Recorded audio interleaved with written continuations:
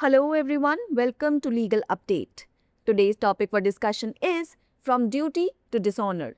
Why in news? Recently, in the Union of India versus G.T. Jageshwar Singh, the Supreme Court upheld the dismissal of an ITBP constable for robbing a cash box he posted to guard, calling it as a case where the guardian became the looter.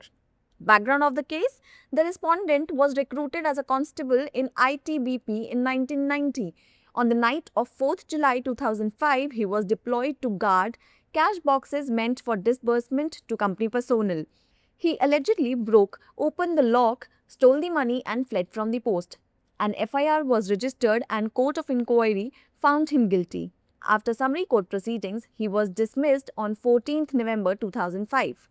The Uttarakhand High Court asked the authorities to reconsider if a lesser punishment could be given, which was challenged before the Supreme Court. What were the court observations? Bench of Justices Surya Kant and N. Koteswar Singh observed that the misconduct involved moral turpitude and was grave and alarming. In disciplined forces, any breach of trust is unacceptable. The principle of zero tolerance applies in such cases. The respondent had 8 prior instances of misconduct. The High Court wrongly exercised its discretion by suggesting a lesser punishment. What were the provisions involved? Doctrine of proportionality, a principle of administrative law that ensures punishments are not excessive, rooted in constitutional jurisprudence and Article 14. Courts can interfere if the punishment is shockingly disproportionate. Second, Service Rules of ITBP CCS Conduct Rules 1964, which provides for the grounds and procedure for disciplinary actions, especially for misconduct and breach of duty in armed and paramilitary forces. It's the time for practice question. Dismissal from paramilitary service is justified when the misconduct involves option A, unintentional mistake, option B, routine negligence, option C, moral turpitude and breach of trust, option D, overlapping duties. Send us your answers in the comment section below. सशस्त्र बलों में trust breach स्वीकार्य नहीं। सबसे पहले देख लेते हैं चर्चा में क्यों है। हाल ही में भारत संघ बनाम जीडी जागेश्वर सिंह मामले में सर्वोच्च न्यायालय ने एक आईटीबीपी कांस्टेबल की बर्खास्तगी को बरकरार रखा क्योंकि उसने एक कैश बॉक्स लूट लिया था जिसकी सुरक्षा के लिए वह तैनात था। न्यायालय ने इसे ऐसा मामला बताया जिसमें अभिभावक ही लुटेरा बन गया। अब समझ लेते हैं मामले की पृष्ठभूमि। प्रतिवादी 1990 में आईटीबीपी में कांस्टेबल के पद पर भर्ती हुआ था।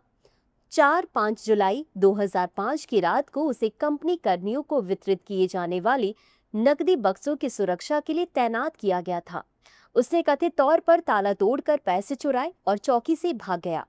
इस मामले में एफआईआर दर्ज की गई और कोर्ट ऑफ इंक्वायरी ने उसे दोषी पाया। संक्षिप्त न्यायालयीन कार्यवाही के बाद उन्हें 14 नवंबर 2005 को बर्खास्त कर दिया गया।